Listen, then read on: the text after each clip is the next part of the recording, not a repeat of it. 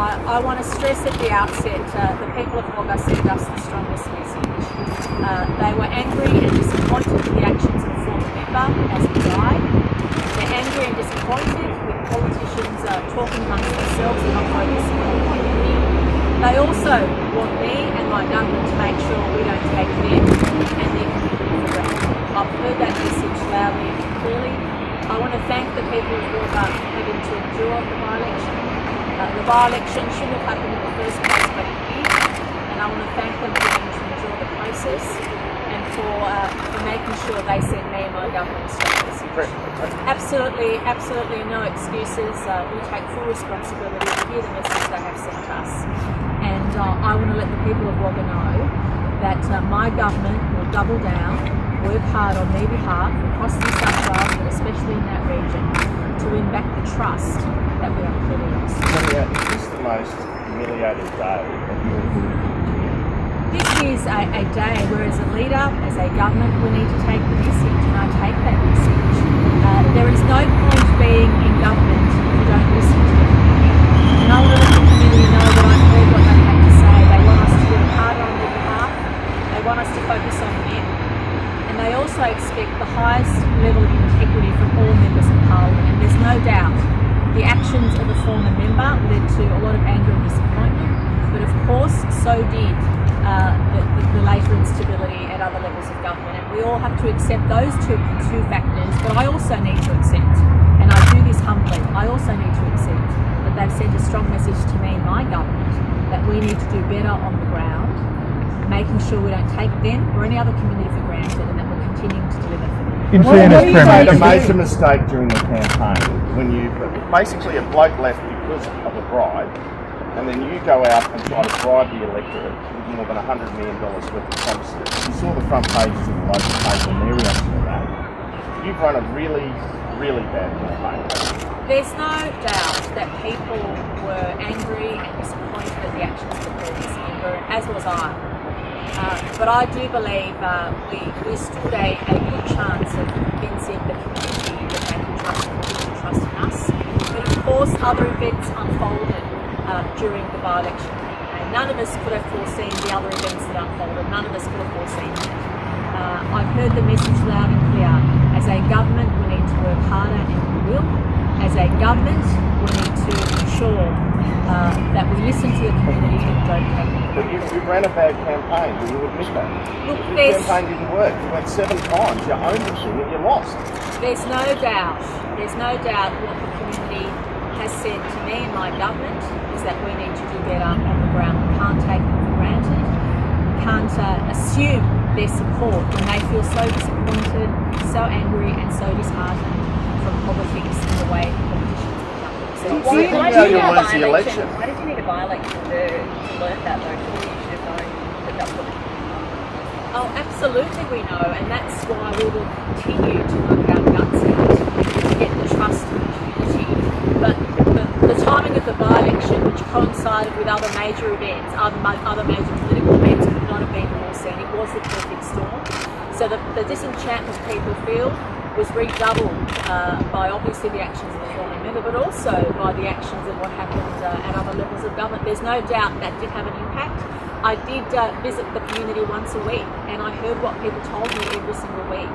And what they told me changed over the course of those weeks. And I take pride in the fact that I'm a good listener, and I've heard the message loudly and clearly. And I can convey in the most honest terms what I heard the community tell me personally. And I want to thank people for being so honest and frank. Country folk are very polite, but they were very direct and honest with me, and I want to thank them. But you gave them a new hospital, right? So if you give them a new hospital and that still doesn't win you the seat, when you promise them all this money and it still doesn't win you the seat, I mean, couldn't this happen at the general election? Couldn't you lose easily now? Well, there's no doubt this result makes it more difficult for us into the future. I accept that. But that only redoubles our efforts to work harder. And there's no doubt the biggest issue in this campaign was trust, and also disengagement or feeling that the political representatives at all levels had let the community down. And that's certainly the message I was getting. People felt a lack of trust. They felt that the system was letting them down, and they felt they were being taken for granted. And I have to accept that, and I do, and I accept it humbly, because there's no point being in government if you're not listening to what the community is telling you. The community told us in the strongest possible terms that they've lost trust in the way politicians conduct themselves. They've lost trust in the way we relate to the community. And I want to rebuild that trust and demonstrate to the Wagga region that we are here for them and that we are here to make life better for them. Do you now regret not letting the Nationals run again? I don't think any one of us could have foreseen the circumstances which occurred during the campaign. So you don't regret it? I regret that the people of the Wagga region came to the conclusion that they could no longer trust the way in which they were being represented, and that was due to a number of reasons. And I accept responsibility for that. I'm the leader of the government. I accept the community felt they were being taken for granted. They were very angry and disappointed at the actions of the former member, and I share that. But then when you put over the top of that what occurred at a different level of government, that certainly exacerbated what the community was already feeling. And I want to say to the community that I've heard what you've had to say. My government has heard what you've had to say. And I also appreciate that we will redouble our efforts to deliver for you into the future. Premier, there's concerns out there. Can I have a go at Athena? Premier, you have put factionalism and the Liberals ahead of the coalition. You didn't let the Nationals run, and you've now been snatched. We have a very strong government in New South Wales, a very strong coalition in New South Wales, and our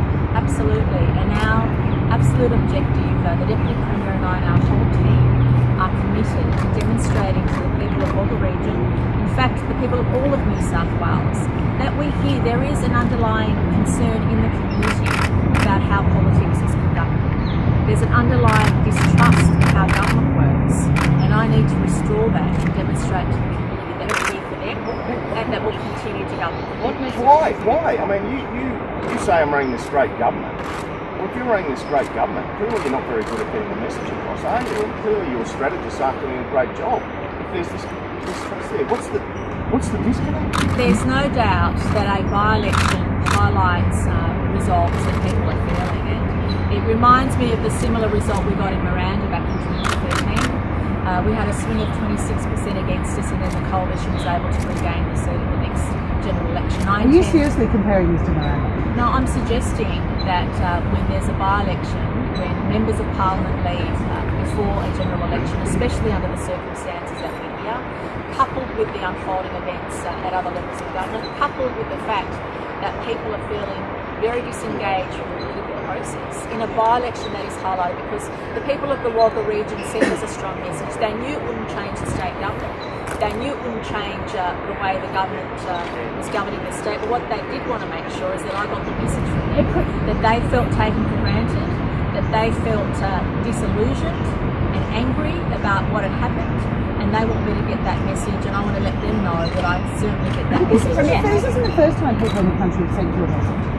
2 years ago, when the government lost Orange, the Nationals sent in their leader, they poured lots of money into the seat and they were crucified. You're hardworking, you're highly intelligent. Why couldn't anyone listen and learn from that? You did exactly what the Nats did in Orange in Wagga. I don't understand why you took the same path when you know it fails. Well, on this, it was very interesting in this election where people weren't raising a lot of local issues or policy issues. This was really about trust in the political system, trust in politicians. And the by-election result exacerbated that. It was not an election where people were worried about a particular local issue. We'll say, look, people raise lots of issues with you. But the overwhelming message I was making was that people were sick of politicians fighting amongst themselves. People were sick of the perception that politicians were there in it for themselves and not for the community. And I think the circumstances which forced the previous member to resign, plus what happened at a different level of government, really exacerbated those feelings people had. But surely that is a more dangerous thing for you, though. If people weren't voting on local issues, but they were voting on a matter of trust, that's much more dangerous for you at the next election. It absolutely is, and I take that on board, and I know that we have a huge battle ahead of us to restore that. I completely accept that. I don't disagree with a single point you're making in relation to that. I accept that. It will be difficult for us, there is no doubt. So what are you going to But do? I'm also- How are you going but to I'm- change things? Well, my government will continue to double down, and every single member of my government is committed to this, to demonstrate to the community that we're here for them, not for each other, not for ourselves. I'm here because I want to work for the community and improve the lives of the But citizens. don't you need to change something? In this, Is it- you're saying that the public's sick of playing politics, but in this, you're blaming Canberra for a result that's happened for your Well, I'm state not- government. not- So isn't that just playing politics? I think that's one of the factors, and if anybody who had been down there on the ground would know that is one of the factors. It is not the only factor. And Is it the biggest? Can I please make that clear? It is not the only factor. There were a number of factors. But the message that I have to get as a leader of the government is that the community is very, very disillusioned at the moment. And the Wagga community expressed that through a by-election. They knew it wouldn't change the government, but they knew they wanted to send a strong message to me and my government. And I've heard that message. I accept it humbly. And I want to tell the community that because of receiving this message, not only will we increase our focus on making sure we're governing across every part of the state, we're not taking anybody for granted, whether you're in a seat that's voted a certain way your whole life, or whether you're in a seat that's marginal, it shouldn't make a difference. And I think that's a strong message. Every single citizen should not feel that they're being taken for granted. But what changes from here? What changes from here? Do you change it all? Or do you just sit here going, I'm going to work harder and double down? You can No, work what- as hard as you what like, we- but if the message isn't getting out, I you'll think, lose. I think what we need to change, and I've discussed this already before the result with some colleagues, what we need to change is the way politicians interact with each other and with different members of government. The public is sick of the sniping. I heard this on the ground every single week I was there. They're sick of the sniping. They're sick of politicians being focused on themselves. And certainly what I take on board is that every time I'm representing a community, every time that we're making a decision, it's completely focused on every corner of the state, not focused on what we perceive to be outcomes for the election or anything else. But the community wants to know that whether they live in one part of the electorate or another, whether they live in a seat which hasn't changed hands for a long time or they live in a marginal seat, nobody wants to feel they're taken for granted. Have you had a discussion? Nobody wants to feel they're taken for granted. Have you had a discussion with Scott Morrison, and what is the implications of this? Yeah, no, I have. I have been in touch with the Prime Minister this morning, and we're both clear on the fact that we need to work hard to regain the trust of the community. And he and I feel strongly about that, and I feel he's had a really great start and will continue to do that. Premier, blamed it on the federal government? Oh, he and I have a very good working relationship, and we're looking forward to making sure that we continue to govern for the community. The focus is on the community, and I don't blame the people of the Wagga region for having the response they did. I would have that response.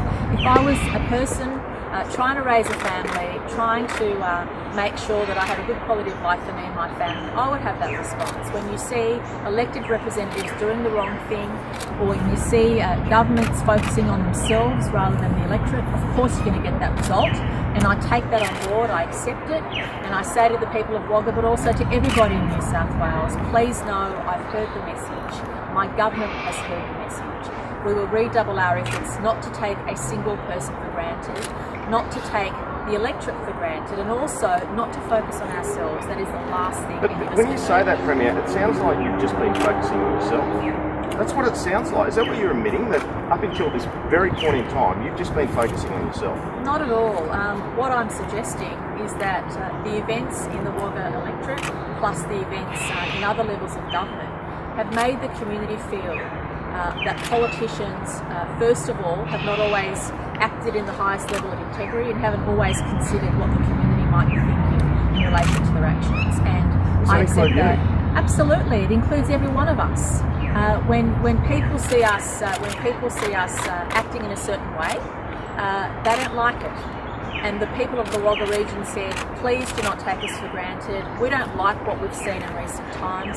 We want all levels of government, not just mine, but all levels of government to change the way they do things. We want good, stable government. The word stability kept coming up in my conversations with people. People want stability, and they also want to know that we're focused on them and not each other. How can people though trust this government and trust you when 2 years ago you lost in Orange, you've done exactly the same thing now in Wagga? What really has changed? Like, there's obviously a fundamental lack of trust. with this government, and it's going to be very hard to win back in the next 6 months. There's no doubt that if you, in circumstances of Orange, there are a number of issues there that we since changed course on. So there were a number of issues which really created a massive change. Obviously not enough, really. There might be different issues, but Wagga and Orange are similar sorts of electorates. Obviously not enough, and I've heard that message. And when there's a by-election, the community has an opportunity to express really how they feel, and they've done that, and I accept it. I have to accept it, I want to accept it, and I want to thank the region, the electorate, for their patience during what's been a difficult time. This is on the list though, this isn't on the NATS. I'm sorry. Did you express how you feel, in all honesty, about the federal Liberal behaviour this morning? Oh, the Prime Minister and I have a very strong working relationship. We've actually been in constant contact with each other, including this morning. And he and I are on the same page. We both accept that we need to run strong and stable governments for the future of our state and our nation. There's a lot at stake.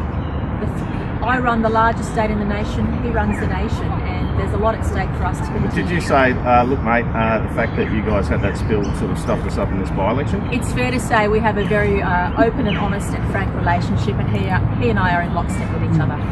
Really the Nationals. It's the Nationals that ran in Orange. They say they learnt Cooter and Murray weren't bad, and now it's the Liberals that have lost Wagga. And you were front and centre. You must be extremely disappointed. And is it a bit of a blow for you because you've always been seen as you poll well as a popular premier? There's no doubt that people look at us as a government. We are a strong coalition. We intend to continue not just being a strong coalition, but making sure we redouble our efforts at focusing on the community on the ground, and making sure that we reinforce the fact that we are here to govern for everybody in the state, no matter where they live, what their circumstances, what their postcode, or how they may have voted in the past. No single citizen wants to feel they're taken for granted. That message came loudly and clearly, and I accept it wholeheartedly and humbly. Is your leadership under threat? Really? You're not worried about your leadership? What about unity within your party? You've got plenty of ministers that are unhappy. Oh look, I'm completely satisfied that we have a strong, stable government moving forward. We'll continue to have that. But are there lessons for us to take on board? Of course there are. I've heard that message, I accept it, and the Deputy Premier and I are absolutely committed to redoubling our efforts, to taking stock and to listening to what the people of Wagga have said to us. Thanks everyone. We need a... Sorry, that was the last question. Thanks guys. Thank you.